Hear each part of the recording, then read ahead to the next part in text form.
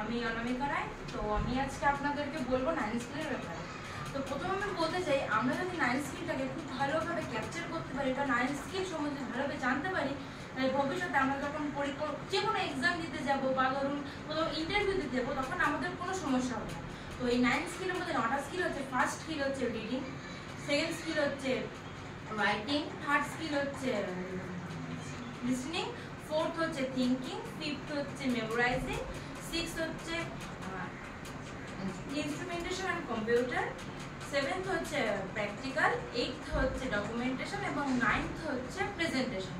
তো ফার্স্ট যেটা আছে আমাদের রিডিং 9 স্কিলের মধ্যে, আমরা যদি রিডিংটাকে লাউডলি করি, যখন আমরা লাউডলি পড়ছি, যে কোনো ধরুন আমরা যখন কোনো চ্যাপ্টার পড়ছি লাউডলি পড়ি, তাহলে আমাদের চোখ, মুখ এবং কান, ব্রেন, এই চারটে কিন্তু একসঙ্গে কাজ করছে।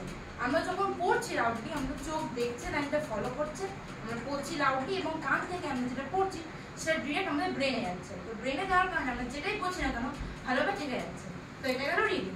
সেকেন্ড হচ্ছে রাইটিং। আমরা যেটা পড়ছি সেটা যদি আমরা যতক্ষণ না ঠিক হচ্ছে লেখাটা, যেটা আমরা পড়েছি, যে কয়বারই লিখবো, লেখার কারণে আমাদের ফার্স্ট অফ অল হাতের লেখা স্পিড বাড়বে, হাতের হ্যান্ড রাইটিং সুন্দর হবে এবং যেটাই আমরা লিখছি সেটা আরো ভালোভাবে মাথায় ঢুকে যাবে। থার্ড হচ্ছে লিসেনিং। যখন স্যার ম্যাম বা আমাদের অনেক সময় স্যার ম্যাম না থাকলেও বন্ধু বান্ধব বা যে কথা বোঝায়, যখন সেটা বোঝাচ্ছে সেটা যদি আমরা মন থেকে এক মনে খুব ভালোভাবে শুনি, তাহলে সেটা আমাদের ডিরেক্ট ব্রেনে যাচ্ছে এবং সেটা আমাদের মাথায় থেকে যাবে। ফোর্থ হচ্ছে থিঙ্কিং। যেটা আমরা পড়লাম লিখলাম সেটা যদি আমরা এক মনে বসে বসে ভাবে থাকি, যে পুরো পড়াটা যদি একবার ভাবি, তাহলে আমরা যেটাই পড়েছি সেটা আরো ভালোভাবে মাথায় ঢুকে যাবে। ফিফথ হচ্ছে মেমোরাইজিং। আমরা পড়লাম ভাবলাম সেটাকে বসে বসে আরো ভালোভাবে, যত ভালোভাবে পারবো যে মেমোরাইজ করতে পারি, তাহলে আমাদের পরীক্ষার ক্ষেত্রে কোনো সমস্যাই হবে না। আমরা খুব তাড়াতাড়ি যেরকম আমরা যদি ভালোভাবে মনে রাখতে পারি, তাহলে পরীক্ষার ক্ষেত্রে কোনো সমস্যাই হবে না। অনেক সময় আছে যে টাইম থাকে না লিখতে গিয়ে, মনে পড়ে না, বসে বসে ভেবে তারপরে লিখতে হয়। যদি আমরা ভালোভাবে মেমোরাইজ করতে পারি, তাহলে পরীক্ষার ক্ষেত্রে কোনো সমস্যা হবে না। সিক্সথ হচ্ছে ইনস্ট্রুমেন্টেশন আর কম্পিউটার। আমরা যে কোনো ইনস্ট্রুমেন্ট যদি ভালোভাবে শিখতে পারি, যেরকম ধরুন কম্পিউটার, ট্যাব বা মোবাইল, যদি ভালোভাবে আমাদের এই ইনস্ট্রুমেন্টের টেকনিকগুলো জানা থাকে, তাহলে আমরা যেটাই পড়বো সেটা আমরা ছোট করে নোট করে রাখতে পারবো। তাহলে কি আমাদের পুরো বইটা পরবর্তী সময় পড়তে হবে না। ঠিক ইম্পর্টেন্ট জায়গাগুলো আমরা এখানে নোট করা থাকলে আমরা ভালোভাবে পড়ে পরীক্ষার আগে ভালো পরীক্ষা দিয়ে আসতে পারবো। কারণ তখন আমাদের পুরো বইটা পড়তে হচ্ছে না, পুরো চ্যাপ্টার পড়তে হচ্ছে না। ঠিক ইম্পর্টেন্ট জায়গাগুলো আমরা পড়ে আমরা ভালো পরীক্ষা দেবো, ওতে আরো ভালো পরীক্ষা হবে। সেভেন্থ হচ্ছে প্র্যাকটিক্যাল। আমরা যেটা পড়ছি, যাই করছি, সেটা যদি আমরা প্র্যাকটিক্যালি করি, হাতে কলমে করি, তাহলে জিনিসটা আমাদের আরো ভালোভাবে মাথায় থেকে যাবে। এই হচ্ছে ডকুমেন্টেশন। আমি ফার্স্টেই বললাম ইনস্ট্রুমেন্টেশন অ্যান্ড কম্পিউটার যদি আমরা ভালোভাবে করা থাকে, তাহলে আমাদের ডকুমেন্টেশনে কোনো সমস্যাই হবে না। তাহলে আমরা কি ফোনে বা কম্পিউটারে আমরা নোট করে রাখতে পারবো, যেটা আমি ইনস্ট্রুমেন্টেশনের ক্ষেত্রে বললাম। সেটা আমার তাহলে কি আমরা পুরো চ্যাপ্টারটা পড়তে হবে না, পুরো বইটা পড়তে হবে না, আমাদের পুরোটা মাথা থেকে যাবে, যেটা ইম্পর্টেন্ট আমরা নোট করে দিচ্ছি। নাইনথ হচ্ছে প্রেজেন্টেশন।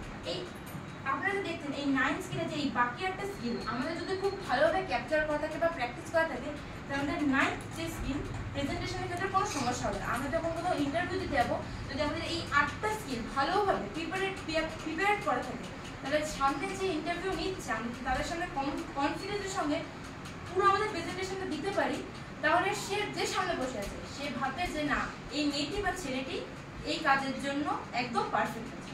Thank you. কি মনে হলো আপনাদের? একই দিনে একই সাথে এরাও কিন্তু শিখেছে একদম, যেদিন এই বাচ্চাগুলোকে করালাম সেই দিনই কিন্তু প্রথম এরাও করলো। তার আগে কিন্তু এরা অ্যাবসলিউটলি হেলথ কেয়ার ট্রেনিং নিচ্ছিল, ওদেরকে কিন্তু 9 স্কিলস পড়ানো হয়নি। we haven't done।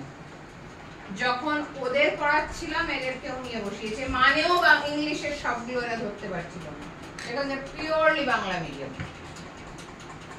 এমন স্কুলে যেখানে অনেক বাচ্চা জুতোও পরে যেতে পারে না, ভীষণ